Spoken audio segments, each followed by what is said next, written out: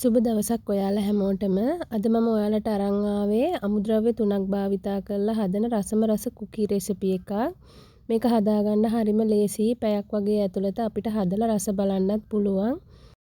ඒ වගේම මේක කඩේ කුකී එකක් වගේම හොඳට ක්‍රිස්පි ගතියට තියෙනවා. ඉතින් අපි බලමු එහෙනම් මේ රසම රස කුකී එක හදාගන්නේ කොහොමද කියලා.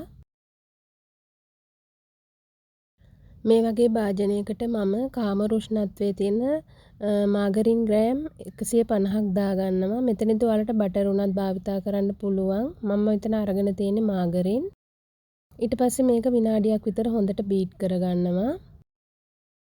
මෙතනදී ඔයාලට බීටර් එකක් නැත්නම් විස්ක් එකකින් හරි හැන්දකින් හරි උනත් මේක කරගන්න පුළුවන්. දැන් මම මෙතන සීනි ග්‍රෑම් 100ක් අරන් තියෙනවා. ඒකෙන් භාගයක් මේකට දාගෙන ආයෙ බීට් කරගන්නවා.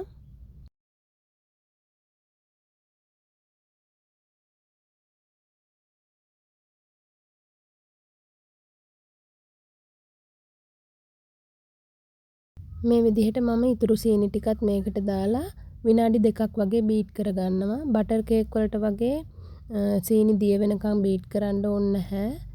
ඔක්කොම ටික එකට එකතු වෙනකම් බීට් කරාම ඇති. දැන් මම මේ වගේ ඉඩ තියෙන භාජනයකට අපේ බටර් සීනි මිශ්‍රණය දාගන්නවා.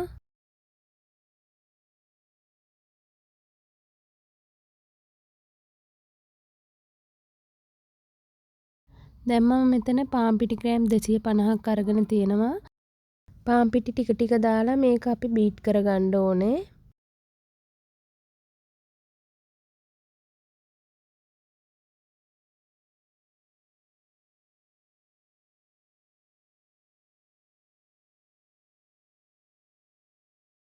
මේක එකම අතට බීට් කරන්න ඕනේ කියලා නැහැ. කොහොම හරි මේ ටික කලවම් වෙන්නයි ඕනේ.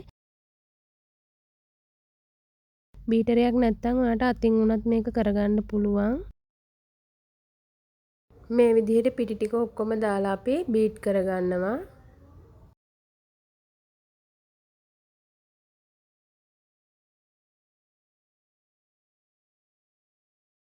දැන් මේ පදමට බීට් කරගත්තට පස්සේ අපි බීටරේ අයින් කරලා මේක අතින් අනා ගන්න ඕනේ. අනනවා කියන්නේ ගොඩාක් ලොකුවට අර පාන් පිටි මෝලි අනනවා වගේ එහෙම අනන්නේ නැහැ.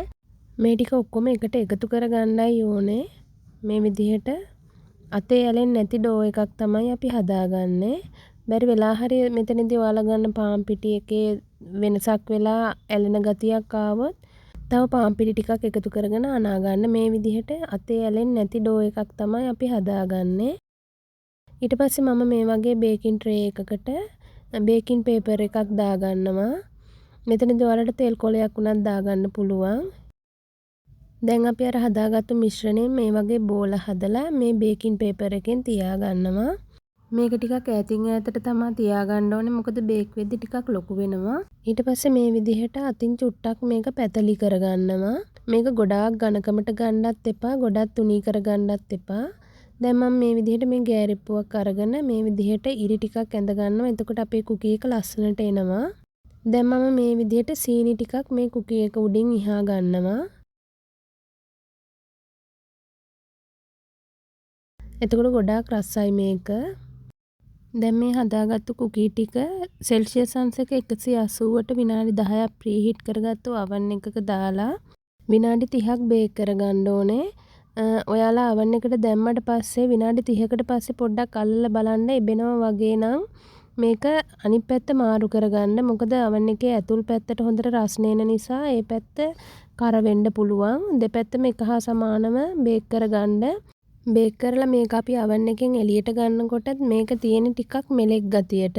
හැබැයි මේක නිවෙන්න දෙනකොට තමයි බිස්කට් එකක් වගේ ක්‍රිස්පි ගතියට එන්නේ. ඒ නිසා බේක් කරලා oven එකෙන් එළියට ගත්තු ගමන් කන්න යන්න එපා.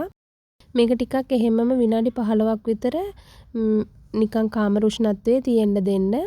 එතකොට මේක හොඳට ක්‍රිස්පි එකට බිස්කට් එකක් වගේ වෙනවා. මේ තියෙන්නේ මේ විදිහට අපි හදාගත්ත කුකී එක. මේක කඩේ බිස්කට් වගේ නෙමෙයි. ඇත්තටම ගොඩක් රසයි. ඉක්මනට හදා ගන්නත් පුළුවන්. අනිත් එක අමුද්‍රව්‍ය 3යි යන්නේ. මේ දවස්වල ඉස්කෝලත් නිවාඩු දෙන නිසා ඔයාලටත් හදලා බලන්න පුළුවන්. ඉතින් මේ වගේ අඩු වියදමින් ඉක්මනින් හදාගන්න පුළුවන් රෙසිපි බලන්න මගේ channel එක subscribe කරන්න කියලාත් ආදරෙන් ඉල්ලනවා. අදත් මගේ වීඩියෝ එකත් එක්ක එකතු වෙලා හිටියට ඔයාලට ගොඩාක් ස්තුතියි. සුබ දවසක්.